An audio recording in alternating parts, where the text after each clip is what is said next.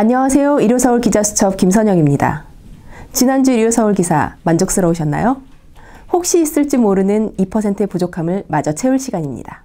궁금한 기사를 모아 취재기자 모시고 같이 이야기를 나눠보도록 하겠습니다. 양지로 나온 성인용품점 오두환 기자 모시고 이야기를 나눠보도록 하겠습니다. 안녕하세요. 성을 다룬 EBS 까칠남녀라는 프로그램 이슈가 됐었죠. 작가 은하선 작가가 하차를 했어요. EBS 까칠남녀는 사실 어떻게 보면은 청소년들을 위한 성 담론 프로그램 정도로 이해하시면 되는데요. 그 중에 이제 최근에 종영하기 전에 성소수자 특집을 했었습니다. 근데 그 당시에 이제 은하선 작가의 말들이 좀 문제가 됐었고요. 아직까지 우리나라에서 사실 성 이야기를 한다는 게 좀 아직도 어려운 상황이다 보니까 좀 내용이 좀 어르신들이나 뭐 기독교 단체, 학부모들이 받아들이기가 좀 어려웠던 내용들이 좀 있었습니다. 그래서 그게 좀 문제가 됐었고 그 이후에 결국 하차까지 하게 됐죠. 은하선 작가 개인적으로 좀 궁금해요. 어떤 분이시죠? 쉽게 말하면 뭐 섹스 칼럼니스트 활동을 하면서 책도 좀 냈고요. 그리고 본인 스스로 양성애자라고 고백을 했습니다. 그래서 그런 이야기들을 중심으로 많이 뭐 강연도 하고 그렇게 하면서 또 이제 뭐 성인용품점도 운영을 하고 있더라고요. 예. 그런 배경이 이제 좀 자유분방한 이런 멘트를 하게 된 배경일 텐데 결국은 그렇게 해서 하차 요구를 받고 소위 잘려버렸네요. 네, 뭐 당시 사실 문제가 좀 많았었어요. 같이 그 참여했던 패널들도 우리도 같이 그러면 하차하겠다라고 해가지고 방송 촬영 거부까지 하고 그랬었으니까. 이렇게 뭐 언제까지 이렇게 폐쇄적으로 살 수는 없을 테니까. 그렇죠. 그런 부분에 있어서 이제 제가 양지로 나온 성인용품점에 대해서 관심을 가지게 됐습니다. 이렇게 프로그램에서도 차마 말하기 힘들어 하는데 성인용품샵에서 성인용품을 산다는 건 정말 은밀한 일이에요.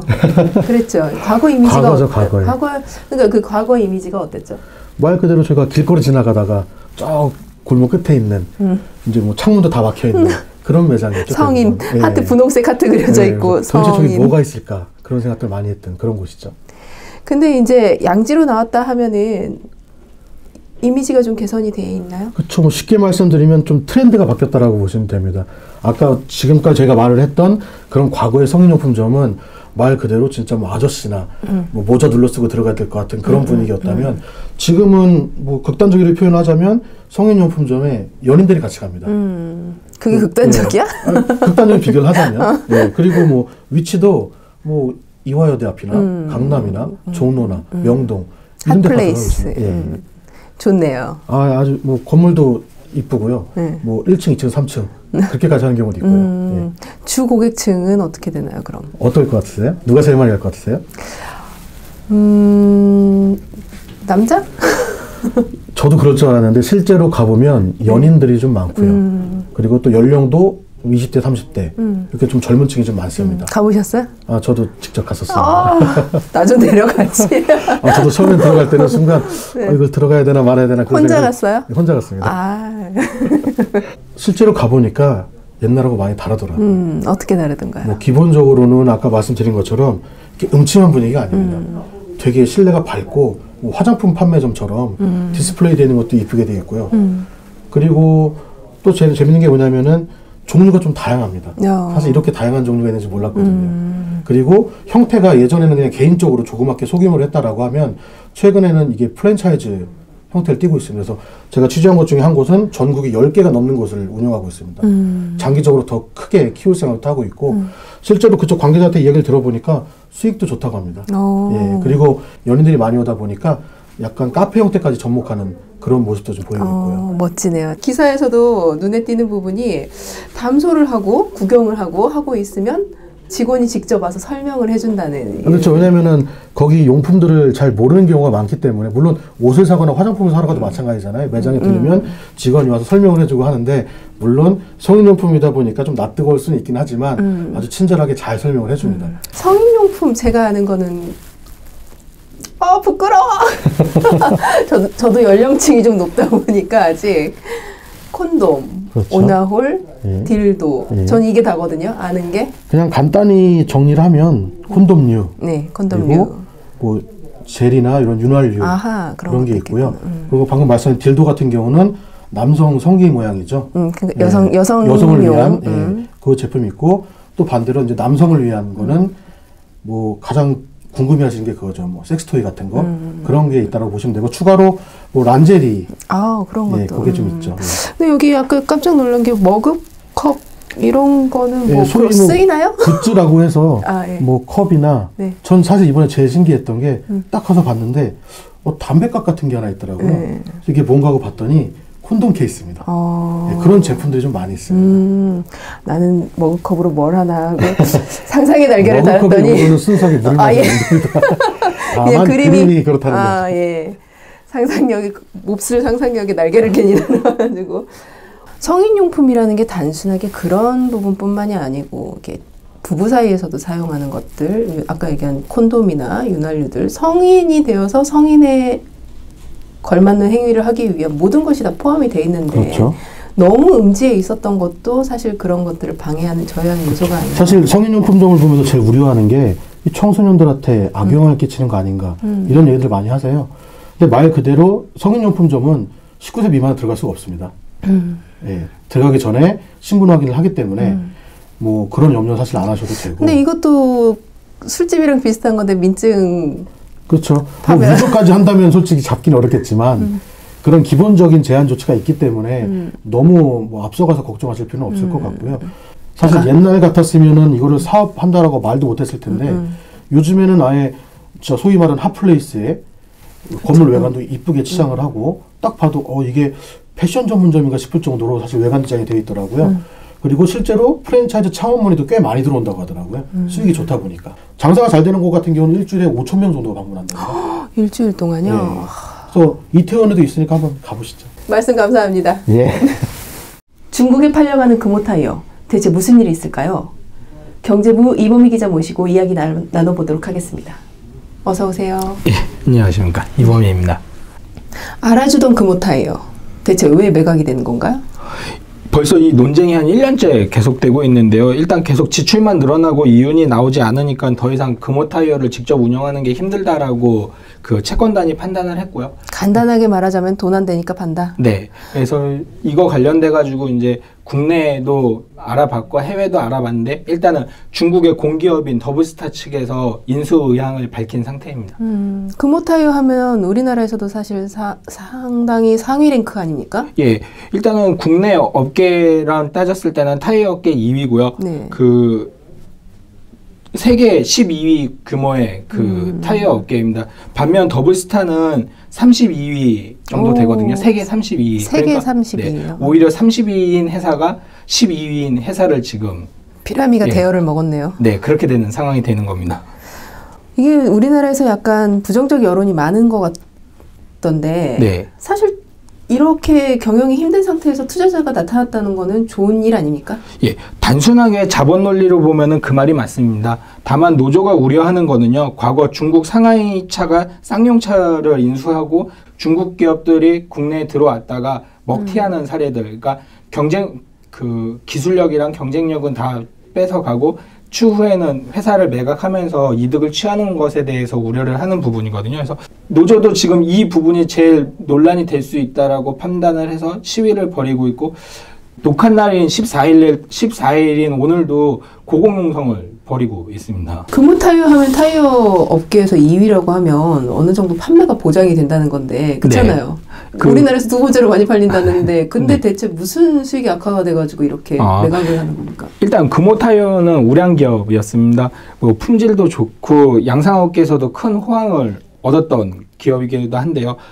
그 공교롭게도 2015년 이후부터 계속해서 매출 하락이 이어졌고 영업이익도 하락이 이어졌었는데 이 시기가 박상구 회장이 대우건설 인수로 무리한 차입금 문제로 홍역을 치르던 시기였습니다. 그러니까 회장의 그 욕심이라고도 지적할 수 있는 부분이었던 거죠. 승자의 저주라고 이야기하는 부분이기도 하고요.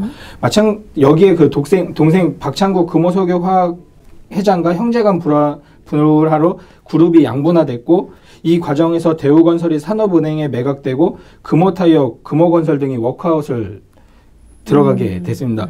그룹 정상화를 위해 경영 복귀 후에 그 경영에 나서고 있지만 이마저도 쉽지 않으면서 오히려 좀 오너의 무능까지 지적이 되고 있는 상황입니다. 제2의 쌍용차 될까? 네. 쌍용차에 무슨 일이 있었길래 데자비를 다들 느끼는 거죠? 일단 쌍용차의 모 회사는 쌍용그룹이었습니다. 쌍용그룹은 본래 1970년도에서 80년대까지 한 10대 재벌에 속하는 대기업이었거든요. 그런데 1990년도 후반에 들어서 경영상 문제로 핵심 계열사 중 하나였던 쌍용 자동차를 한 5,900여 원 정도의 상하이차에 매각을 했습니다. 이후 지속되는 판매 부진과 경기 악화로 그 노조 측하고 마찰이 좀 빚어졌고요. 그러면서 그 중국 상하이차가 철수를 또 선언을 했는데요.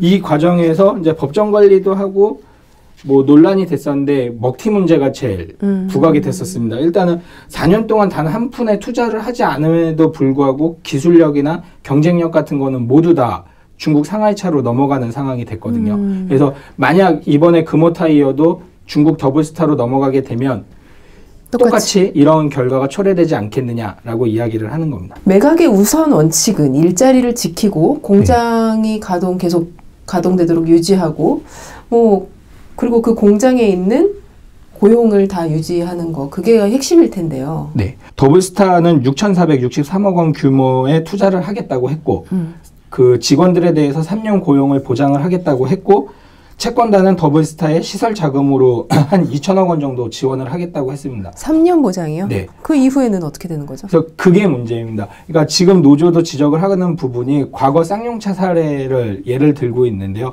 당시에도 3년 정도 고용 보장을 약속을 했었거든요. 근데 그 고용 보장 이후에 어떠한 행위도 없었고 그 철수를 하면서 먹튀 논란이 불거졌던 겁니다.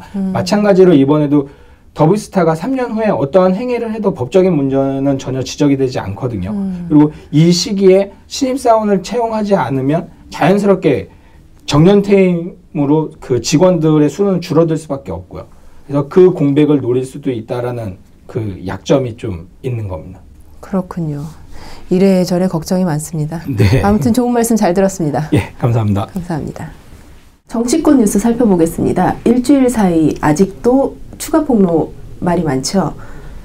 안희정 쇼크 관련해서 정치부 홍준철 기자 모시고 이야기를 나눠보도록 하겠습니다. 네, 반갑습니다. 정치부 홍준철입니다. 끝이 안 나요. 이 정도면 뭔가 마무리가 될 줄 알았는데 지금 또 추가 폭로가 대기 중이죠? 네, 뭐 이제 제3의 인물이 이제 나타나서 또 폭로를 할 것이다, 뭐 이런 얘기가 나오고 있습니다. 근데 뭐 그건 그 피해자가 결심을 해야겠죠. 표정이 별로 안 좋으신 게 안희정 지사 별로 안 좋아하시나 봐요. 아, 이게 아니라 그 뭐 호불호를 떠나서 이제 정치권이 미투 운동으로 해서 이제 그 민낯이 드러나고 있는 거죠. 그런 것에 대해서 곤혹스럽습니다. 곤혹스럽죠. 네. 김지은 전 정무비서. 정무비서라는 건 어떤 일을 하는 겁니까? 정무라는 거는 그러니까 정치적 판단을 해주는 거예요. 그러니까 정책비서가 있고 정무비서가 있죠. 어느 정도 이제 정치적 판단, 뭐 할 때 조언을 해주는 그룹이나 참모를 이제 정무팀, 정무비서라고 시키죠. 김 전 비서는 대체 어떤 경로로 이렇게 비서로 합류를 하게 된 겁니까? 이런저런 정책 부서에서 SNS를 담당을 했대요. 그런 걸 담당해서 그런 걸 좀 했었고, 그러다가 이제 안희정 후보에 대해서 개인적으로 호감이 많아서 자발적으로 이제 캠프에 들어온 케이스죠. 그래서 처음에는 그냥 뭐 직이 별로 없었다가 이제 초고속 승진을 한 거죠. 그렇다고 수행비서까지 간 거죠. 수행비서에서 정무비서까지. 네네, 그렇죠. 그러다 보니까는 이제 그런 이야기가 나오는 거죠. 성폭력이 아니고 불륜이다라는 얘기가. 그렇죠. 뭐 지금 서너 차례 뭐 관계를 맺었다 이런 건데, 이제 그 김 전 비서는 이제 위계에 따른 성폭력을 주장하는 거고, 일부 이제 그 안희정을 좀 옹호하는 집단에서는 좀 그 김 전 비서가 평소에도 안 지사의 호감을 가지고 있었고, 그리고 또 뭐 이렇게 그 개인적으로도 되게 친분이 있었나 봐요. 캠프 내에서도 그런 게 되게 목격담도 있습니다. 그런 목격담도 나오고 있고, 또 뭐 이혼한 전력도 이번에 방송에서 나왔더라고요. 그 이혼한 전력도 좀 있고 하니까 사람들은 뭐 이렇게 좀 폭력이 아니라 합의된 관계를 맺었다, 뭐 이렇게 지금 안전지사도 검찰 출석해서 주장을 하고 있는 걸로 안 지사 부인까지 나서가지고 사실상 자기는 남편과 별거 상태고 네. 김 전 비서와 안희정 지사가 전 지사가 사귀고 있었다는 사실을 알고 있었다고 얘기를 했어요. 아니 얘기를 한 게 아니고요. 그건 얘기를 한 게 아닙니다. 얘기를 한 게 아니고 그 이제 1차 기자회견을 예고했을 때 그 안희정 쪽에 있는 변호인과 거기 있는 참모들이 그 부인이 이제 그런 원래 이제 부인은 서울에 살고 있습니다. 서울에 자녀 교육 때문에 그 안전지사는 충남에 당연히 관사가 있어 거기 살고 있으니까 사실상 한 10년 가까이를 떨어져 살았죠. 뭐 그런 상황에서 이제 그래도 이제 지금은 파렴치한이 돼 있는 상황이니까 부인이 이제 어느 그 정도 적극 변호를 한다라는 말이 이제 정치권에 돌았어요. 근데 이제 그 기자회견을 1시인가 예고를 했다가 취소를 했죠. 그때가 이제 2차 폭로가 그 연구소에 있는 여직원 2차 폭로가 있으면서 취소하고 바로 이제 검찰 출동, 자진 하게 된 겁니다. 홍 기자님께서 보시기에는 네. 그래서 불륜인 것 같습니까? 성폭력인 것 같습니까?